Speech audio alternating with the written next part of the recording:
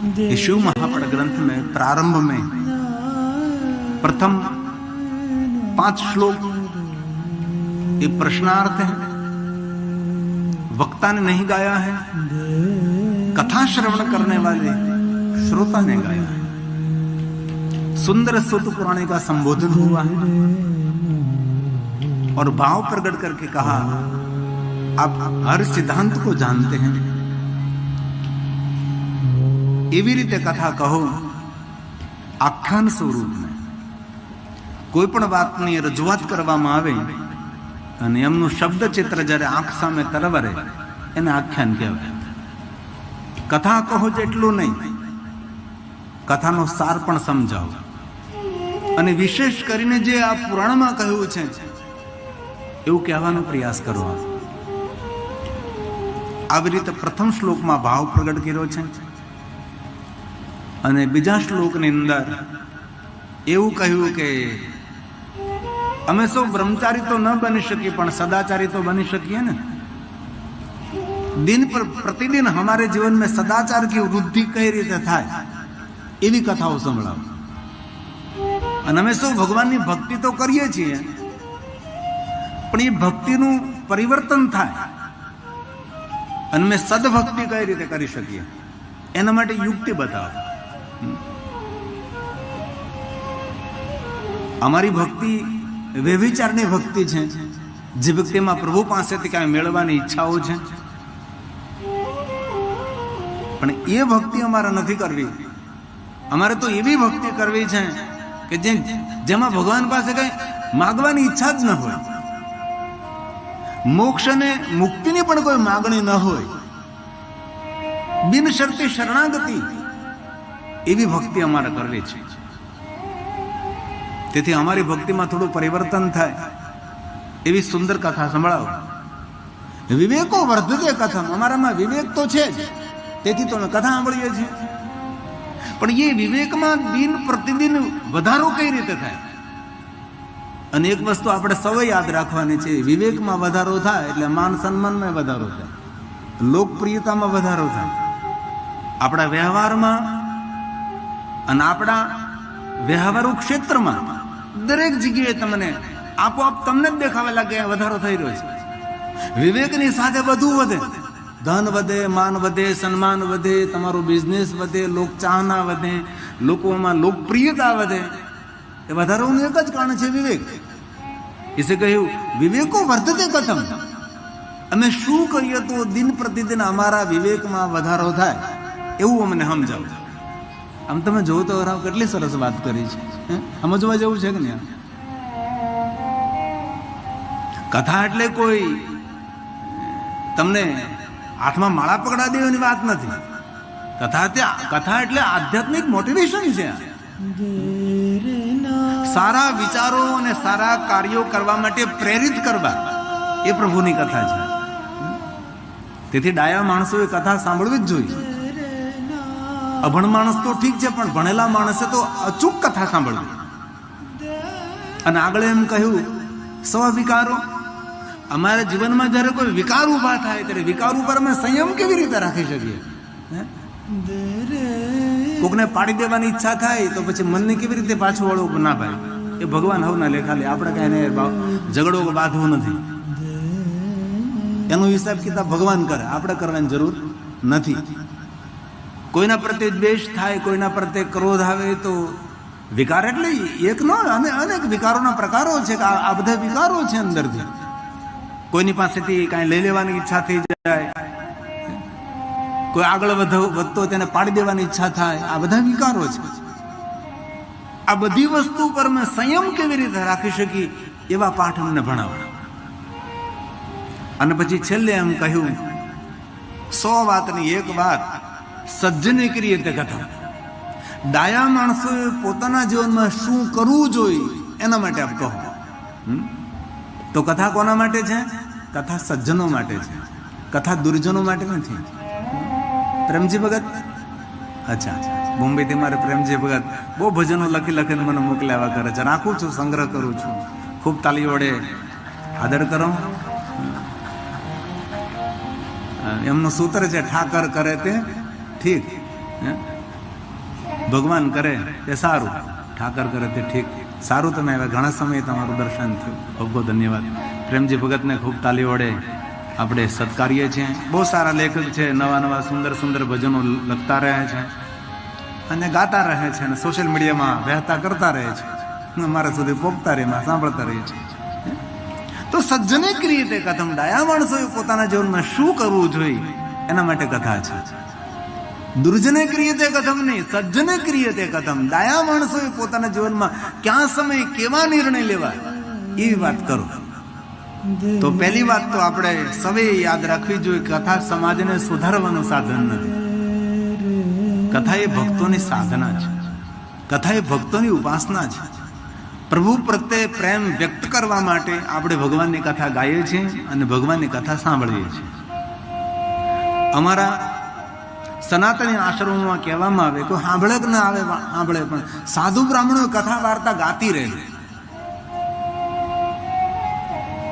કોઈ સાંભળનાર હોય કે ન હોય, પણ સાધુ બ્રાહ્મણોએ ભગવાનની કથા ગાતી રહેવી જોઈએ. અમારા ઘણા બધા આશ્રમો એવા છે કે જેની અંદર કોઈ સાંભળનાર ન હોય તો પણ રોજ 1 કલાક પ્રવચન થાય. આમાં કોઈ ન બેઠું હોય, મહાત્માજી એકલા પ્રવચન કરે, એક શ્રોતા સામે ન હોય, પણ 1 કલાકનું પ્રવચન રોજ આશ્રમમાં જે ક્રમ છે એ જળવાઈ રહેવો જોઈએ. કેમ સવાર સાંજ ભગવાનની પૂજા કરવી જ જોઈએ, કે આરતીમાં કોઈ હોય કે ન હોય, પણ પૂજા તો કરવાની જ. એવી રીતે રોજ સત્સંગનો ક્રમ હોય છે.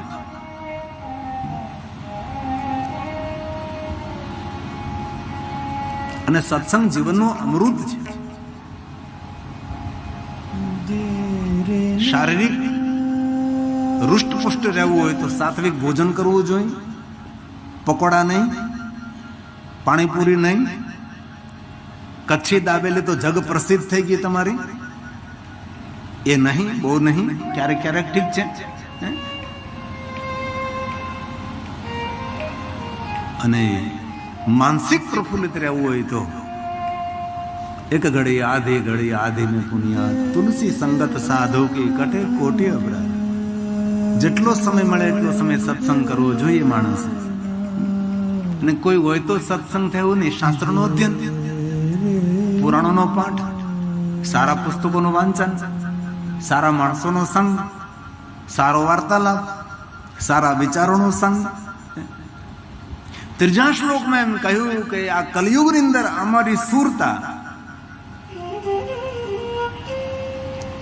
એ ભ્રમિત થઈ છે.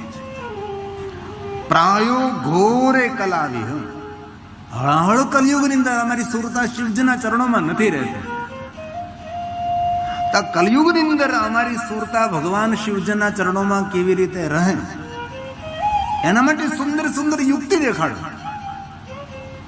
અને આપણને સૌને ખબર છે કે આપણે જ્યારે ભગવાનનું ધ્યાન કરતા હોય ત્યારે આપણે સુરતા કઈ ભગવાનમાં નથી રહેતી. માળા ભલે હાથમાં હોય, પણ આપણે તો કોકના માળામાં પડ્યા હોય. હાથમાં માળા પકડી તા કેટલા વિચારો આવે, ક્યાં ક્યાં પહોંચી જાય ખબર નથી રહેતી આપણને. ઘણા લોકો નિખાલસ મનવાળા હોય કે આ માળા કરીએ પણ મન બહુ ભટકે છે, એના માટે શું કરવું? કારણ કલયુગનો પ્રભાવ છે. અહીંયા પણ ઋષિમુનિઓએ જ કહ્યું છે કે અમારી સુરતા ભગવાન શિવજીના ચરણોમાં રહેતી નથી, તો અમારે શું કરવું જોઈએ? કોઈ વિદ્યા દેખાડો, અમને કોઈ યુક્તિ દેખાડો, કોઈ માર્ગદર્શન કરો, જેથી કરીને અમારું સર્વ કલ્યાણ થાય. આવો સુંદર ભાવ પ્રગટ કર્યો છે. કેટલી સુંદર સુંદર જિજ્ઞાસા વ્યક્ત કરી છે. હવે એમ કહ્યું કે સુંદર આ જગત છે એટલું વિશાળ, તો જગતનું સર્જન કરતા કોણ છે? આ ગગન, અગન, આકાશ, પ્રકાશ, સરિતા, સાગર, પેડ, પહાડ, જીવ, જંતુ, દાનવ, માનવ, દેવ, એટલું મોટું વિરાટ વિશ્વનું સર્જન કરનારો કોણ છે? એ ક્યાં છે, કેવો છે, તેનું રૂપ કેવું છે, તેનો સ્વભાવ કેવો છે, એનું વર્ણન કરો. અમને કયો, તમે સમજાવો આ બધું અમને.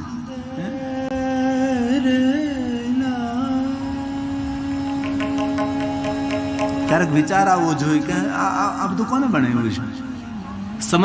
સમંદર કિનારે ઉભા રહીને વિચારવું જોઈએ કે આટલું બધું પાણી ક્યાંથી આવ્યું. હમણાં હું ગુનેરી કથા કરતો હતો તો મેં સમંદર કિનારે વિચાર્યું કે મેં કીધું કેટલી ભગવાનની કૃપા છે. કે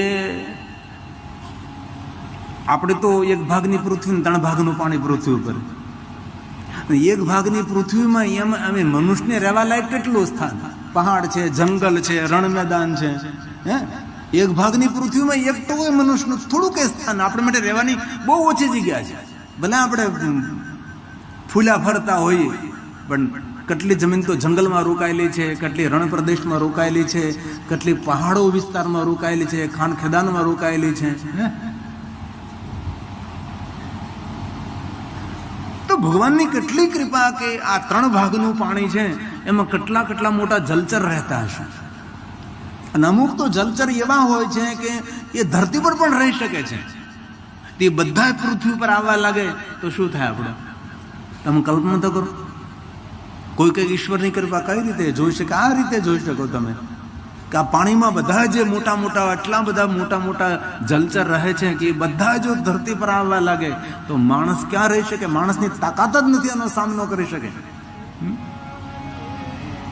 ઈશ્વરની કૃપાને જો આપણે જોવા માંગતા હોય તો કદમ પર ઈશ્વરની કૃપા આપણા ઉપર છે.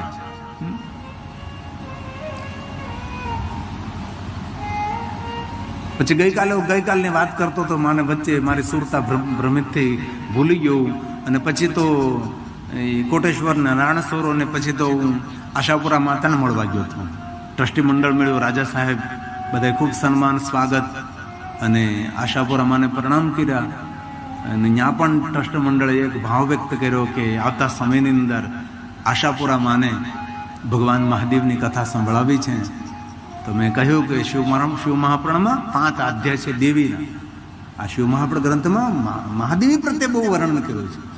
જોકે મહાદેવ મહાદેવી, શંકર તો શંકરી, મહેશ તો મહેશ્વરી, કાલ તો કાલી, महाकाल तो महाकाली, सनातन तो सनातनी. तो मैंने कहा शिव महापुराण अंतर्गत 5 अध्याय देवी ना है कि जे देवताओं कार्य नहीं કરી શક્યા ત્યારે દેવીઓએ હાથમાં તલવાર ઉઠાવી, ત્રિશુલ ઉઠાવ્યું છે. કોઈ પણ રીતે દેવની ને વેદ ધર્મની રક્ષા કરી દે આપણે દેવીઓએ.